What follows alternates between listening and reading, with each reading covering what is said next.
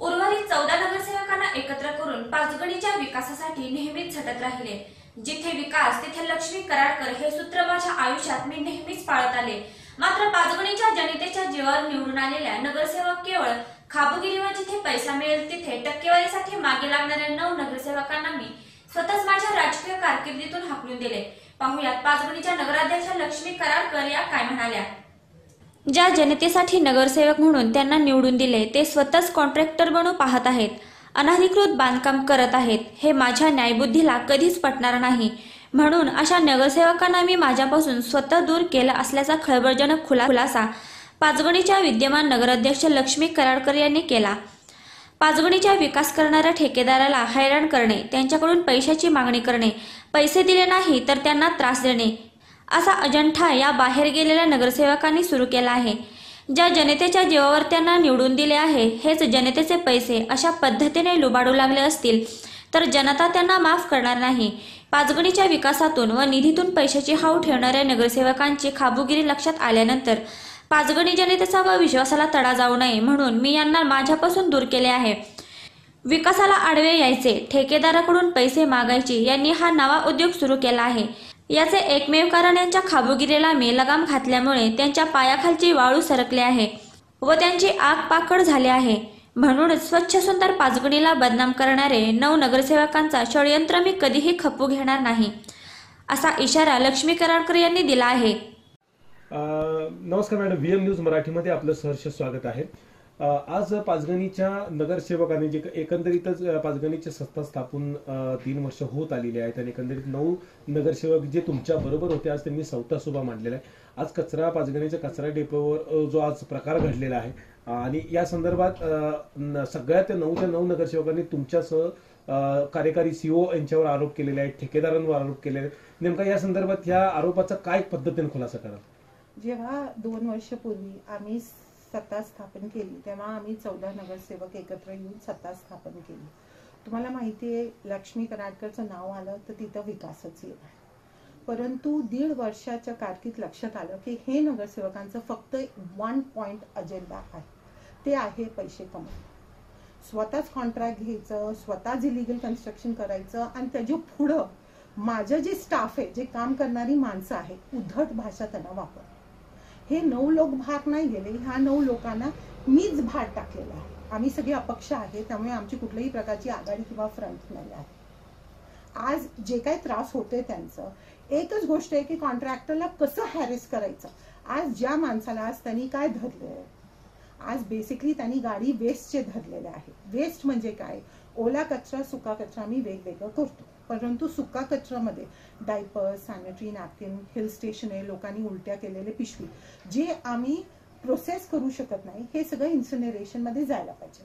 Eco sensitive zone असल्यामुळे इन्सिनरेटरचा आमच्याकडे pollution कंट्रोलनी परवानगी दिली नाही, त्यामुळे आम्ही रीतसर कॉन्ट्रॅक्ट काढलेला आहे की हे जे काय तुमचं वेस्ट कचरा आहे ते त्या माणसांनी जाऊन तिथं त्याची विल्हेवाट लावायची आणि त्याचे जे वार्षिक आहे त्याला वर्क ऑर्डर दिलेला आहे।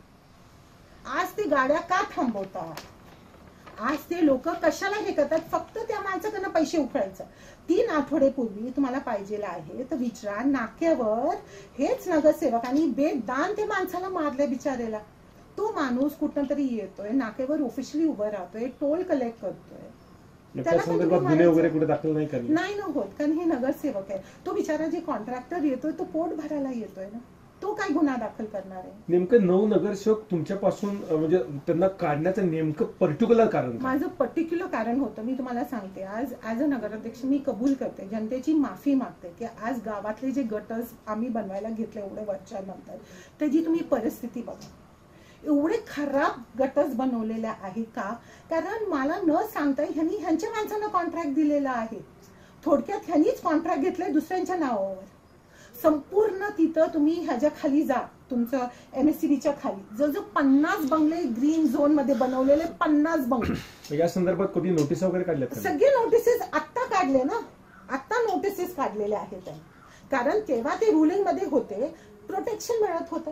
म्हणजे प्रॉपर नगरसेवकच अनधिकृत बांधकाम करतात, नगरसेवकच कॉन्ट्रॅक्टर झालेले अनधिकृत बांधकामचं पाचगणीत। आणि हे सगळं गोष्ट बघून ह्या 9 लोकांना बाहेर बाजूला काढले, बाहेरची ऑपोजिशनला 4 घेतल्या ना, आता आम्ही 9 लोक आहे. आजचं सुद्धा जे काय तमाशा झाला तुम्ही डेपोवर बघितलं, काय चुकीचं होतं तिथं? तुम्हाला भाजीपाला दिसलं तिथं? तुम्हाला प्लास्टिक श्रेडेड दिसलं ना तिथं? काय दिसलं तुम्हाला? वेस्ट दिसलं. ते वेस्ट इन्सिनरेशनला आम्हाला पाठवायचंच आहे, वर्क ऑर्डर आहे त्याची. त्यांचं असं म्हणणं आहे की सध्या काटा जो आहे तिथला त्याला 17-18 लाख रुपये नगरपालिकेने खर्च केलेला आहे आणि तो काटा फॉल्टी आहे. तोही त्या ठिकाणी निदर्शनाला आलाय की जर त्या काट्यावर 200 किलो वजन ठेवलं गेलं तर तिथं तो 100 किलो दाखवतो. दादा तो काटा असे त्याचं ग्रेडेशन केलंय. गाडीचं वजन नाही का मायनस करणार तो काटा? अच्छा, म्हणजे गाडीचं वजन मायनस करून सेटअपच आहे ना. मला रोज कचऱ्याचं वजन पाहिजे ना. ओके. तर ऑब्व्हियसली त्याच्यात लिहिले सपोज 250 किलो आलं त्याच्यावर, तर 200 किलो गाडीचं मायनस करून तो 50 किलो दाखवणार ना तुम्हाला. त्याच्यानंतर ज्या झिरो करून बघितला का तो काटा? हा, बघितला की झिरो नाही केलं तुम्ही. झिरो त्याचं अपग्रेडेशन करा, झिरो करा आणि मग तुमचं वजन तो काटा दाखवणार. ओके. त्याच्यानंतर ज्या मशिनी आहेत आपल्या नगरपालिकेच्या, नगरपालिकेने ज्या मशिनी घेतल्या होत्या त्या मशिनी सध्या धूळ खात पडलेल्या आहेत असं त्यांचा आरोप आहे की लाखो रुपये खर्च करून त्या मशिनी आणल्या गेल्या. जी मशीन आहे ना, आम्हाला डीपीआर मधनं आम्हाला ती मशीन्स मिळाले. ते मशीनचं इश्यू काय झालं होतं की ते ऍट अ टाइम फक्त अर्धा टन कचरा प्रोसेस करतात. एकदा त्याची सायकल झाली की तुम्हाला जवळजवळ 15 मिनिटं थांबावं लागतं. आता माझं जवळजवळ 5 ते 7 टन रोज ओला कचरा आहे. तर तुम्ही सांगा मला 14 सायकल लागणार आणि प्रत्येक सायकल अर्धा तास लागलं तर 7 तास ती मशीनमध्ये टाकून तरीही ते सायकल होत नाही. त्यामुळे आम्ही 1-2 वर्ष जेव्हा इनिशियली आम्हाला कळलं नाही, आम्ही ते मशीन वापरले. आता जी मशीन बसवली ती आमची नाहीये, ते कॉन्ट्रॅक्टरची मशीन. त्याला लक्षात आलं कारण कॉन्ट्रॅक्टरला लाईट बिल द्यायचे. त्या मशीनचं लाईट बिल जवळजवळ 70,000 रुपये येतो. आणि एव्हरी टाइम तुम्ही अर्धा टन टाकलं, 15 मिनिटाचं सायकल आणि 15 मिनिटं थांबा कारण ती मशीन गरम व्हायची. त्यामुळे ते मशीन न वापरता कॉन्ट्रॅक्टर म्हणलं मला ही मशीन स्वस्त पडते, त्या मशीनचे आम्ही पैसे दिलेले नाही. ते 3 जे मशीन आहे आज जे बंद पडले त्याचे नगरपालिकांनी 4 वर्षपूर्वी पैसे दिलेले. मी त्या गोष्टीला मान्य करते. त्याचबरोबर खालच्या बाजूला जो कचरा आहे, कचऱ्याचा ढीग आहे, त्या कचऱ्याच्या ढिगावर त्यांनी असा आरोप केला आहे की त्याच्यावर पूर्णपणे कॉन्ट्रॅक्टरने पूर्ण माती त्याच्यावर टाकलेली आहे आणि तो कचरा खाली मुरवलेला आहे. दादा माझं संपूर्ण कचरा डेपो कचऱ्यावर आहे. हा जी होती एक दरी होती जे माउंटन झालं होतं कचऱ्याचं. वरचं आम्ही कचरा काढलं आणि जेव्हा आम्ही खाली 10 फूट गेले आम्हाला लक्षात आलं की तो कचरा ऑलरेडी कुजलेले एवढं 100 वर्ष जुना कचरा येतो आणि त्याच्यात राहिलंय काय प्लास्टिक जे कुजत नाही. त्यामुळे आम्ही चाळलं आणि त्याच्यावर आम्ही लाल माती टाकून लॉन बनवलंय. तो संपूर्ण डेपोच माझा कचरा डेपो होता ना. इक्विलंट मॅडम, ह्या सगळ्या गोष्टीतून एकच असा याचा सार आहे की त्यांचा आरोप एकाच ठिकाणी येऊन बसतो की स्वच्छ संरक्षण पाचगणी करण्याच्या अनुषंगानं प्रचंड भरमसाठ नगरपालिकेचा निधी वापरायचा आणि मिळालेल्या पैशातून जो येणारा जो निधी आहे शासनाचा, राज्य शासनाचा, केंद्र शासनाचा जो येणारा निधी आहे त्या निधीमध्ये स्वतःच डेव्हलपमेंट करायचे असा त्यांचा आरोप आहे.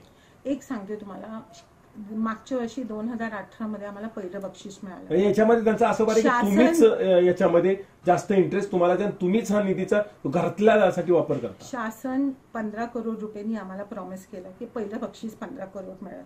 तुमच्याकडे अधिकारी आहे, सगळे आहे. आजपर्यंत मला 1ही रुपया मिळालेला नाही. तो कुठला निधी वापरला मी? आणि हे जे कचरा उचलला जातो ना ते नगरपालिका फंड मधनं नाही, 14वीत आयोग मधनं त्याला पैसे दिले जातात. तर हे मी घरासाठी वापरू शकत नाही. माझं 16-17चं सुद्धा ऑडिट कम्प्लीट, 17-18चं सुद्धा माझं ऑडिट कम्प्लीट आहे.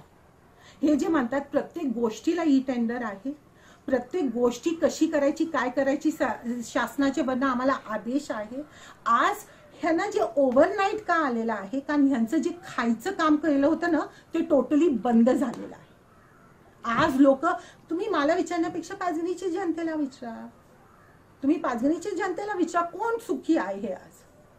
आज मी तुम्हाला सांगते, ह्यांचे दोस्त राहू द्या, ह्यांचे दुश्मन राहू द्या, पण ह्यांचे दोस्त पण खुश आहे की ह्यांना मॅडम तुम्ही भात टाकले. कारण ह्यांची भाषा लोकांची, लोकांनी जनतेने मला निवडून द्यायचं. 5 वर्षानंतर मला परत जनतेच्या दारातच जायचं आहे. मी याची जाणीव आहे तुम्हाला? जाणीव आहे. आज त्यांच्यामुळे मी बसलेले आहे आणि घरचं काम कुठलं केलेलं आहे त्यांनी सिद्ध करून दाखवावं. त्यांचं सॉरी टू से नॉलेजच एवढं कमी आहे की तुम्ही जे काय खर्च करता त्याला टेक्निकल सँक्शन असतो PWDचं. मी माझ्या घरचं काम करताना एक एस्टिमेट असतो PWD किंवा MJPचं टेक्निकल सँक्शन असतो. त्यानंतर त्याचा टेंडर निघतो आणि टेंडर ई टेंडर होतो, त्यानंतर तुम्ही त्याला वर्क ऑर्डर देता आणि संपूर्ण प्रक्रिया लक्ष्मी कराडकर करत नाही, तिथं प्रशासन करते, ऑफिस करते. याच्या पाठीमाग नेमकं फक्त राजकीय षडयंत्र आहे का तुम्हाला कुठेतरी डॉमिनेट करण्याचा डाव आहे? हो ना, राजकीय षडयंत्रच आहे. कारण सगळे एकच म्हणतात, मॅडम असेल तर विकास होतात. तुम्ही तुमच्या गाडीत काचा वर करून चालवणार आणि करणार काम कर, जनताला तेच नाही.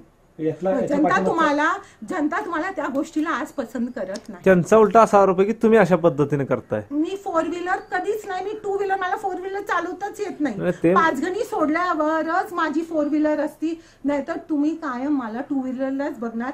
आणि मला विचारण्यापेक्षा आणि त्यांचं ऐकण्यापेक्षा माझी तुम्हाला चॅलेंज आहे की जनतेला विचारा ना, तुम्ही जनता सांगाल ना कोण किती काम करते. एकंदरीत या केलेल्या आरोपावर एकंदरीत पाचगणीची जनता नक्कीच तुमच्यावर विश्वास ठेवत आहे. या केलेल्या आरोपावर आणि पाचगणीच्या जनतेला शेवटचा काय मेसेज द्याल तुम्ही आणि त्यांना काय इशारा द्याल? आज दादा, मी पाचगणीच्या जनतेच्या आधी पहिलं तुम्हाला विचारते, तुम्ही डेपो बघितला, आज तुम्ही महाबळेश्वरचा डेपो बघितला, तुम्ही तुमच्या मेढाचा डेपो बघितला, तुम्ही सातारचा डेपो बघितला. माझं डेपो कसं होतं, बाकींच्या डेपोपेक्षा माझं डेपो कसं होतं? मी म्हणत नाही की माझे 100 पैकी 100 आहे, पण 100 पैकी 80 तर आहे की नाही? त्यांनी डेपोमध्ये काय काय आहे, कुठल्या गोष्टीला किती खर्च केले, काय काय त्यात बनवू शकतो ते मी सांगते तुम्हाला. कारण 0पासून हितपर्यंत माझं एक एक रक्त आटून ते केलेलं आहे. तुम्हाला माहितीये, जेव्हा पाचगणी फेस्टिवल होता ना, तेव्हा रात्री 11:30 पर्यंत दुकानं होती, परंतु 1:30 पर्यंत माझी कर्मचारी झाडून क्लीन करत होते. कारण दुसऱ्या दिवशी सकाळी 4 वाजता वॉल्वो येते, मग ते वॉल्वोनी घाण पाचगणी नाही बघायचं. त्यानंतर ह्या नगरसेवकांनी सांगितलं, काय उशिरा का आला, तुझ्या बापाची नगरपालिका का? ही भाषा जे मला सहन झाली नाही, म्हणून ह्यांना बाहेर फेकलेला आहे. आज जे माणूस काम करतो तुम्ही त्याला अप्रिशिएट करा. आज जे माणूस ह्याच्या मागं लाग, त्याच्या मागं लाग, ह्याला वाईट बोल, त्याला वाईट बोल, काय तुम्ही नगरसेवक आहे आणि 5 वर्षांना हा करून निघून जातात, परत लोकांच्या दारातच तुम्हाला जावं लागतं. आणि ह्या जनते जे आहे, आज तुमच्याकडे सत्ता आहे, काही बोलणार नाही. 5 वर्षानंतर 3 वर्षानंतर आजच चॅलेंज करते, काय पोचपावती ह्यांना मिळणार ना ते बघूया.